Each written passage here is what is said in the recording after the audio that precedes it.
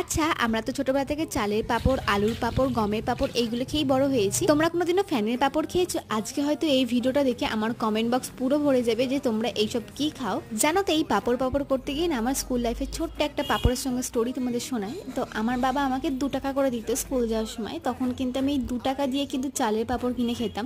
সেইটা আবার 4 জন মিলে ভাগাভাগি করে খেতাম আমাদের ফ্রেন্ড জোনের মধ্যে। এইবার চলো তোমাদের এই ফ্যানের পাপড়ের স্টোরিটা বলি। কয়েকদিন ধরে ফোনে দেখি এই ফ্যান নিয়ে জিনিসটা হচ্ছে, তো ভাবলাম যে আমি একবার ট্রাই করি। একটা সত্যি কথা বলবো গো, এত বানানো সহজ আর সত্যি বলতে এত টেস্টি খেতে হয়েছে যে তোমরা যদি একবার না বানাও তাহলে হয়তো বুঝতে পারবে না। বানাতে সেরকম কিচ্ছু লাগে না। আমি গাঢ় ফ্যানটাকে এখানে রেখে দিয়ে তার সঙ্গে 1 কাপ মতন ময়দা, কিছুটা পরিমাণ নুন, চিলি ফ্লেক্স আর এখানে মৌরি দিয়েছি স্বাদ অনুযায়ী, দিয়ে এইগুলোকে সমস্ত কিছু মিক্সড করে নিয়ে জলের ভাপে এই ডিশের মধ্যে আমি এগুলো ভাপিয়ে নিয়ে কড়া রোডে আমি এগুলো শুকুর দিয়ে একদম কিন্তু ভেজে নিয়েছি। আর কতটা ক্রিস্পি হয়েছে তোমরা নিজেরাই শুনে নাও।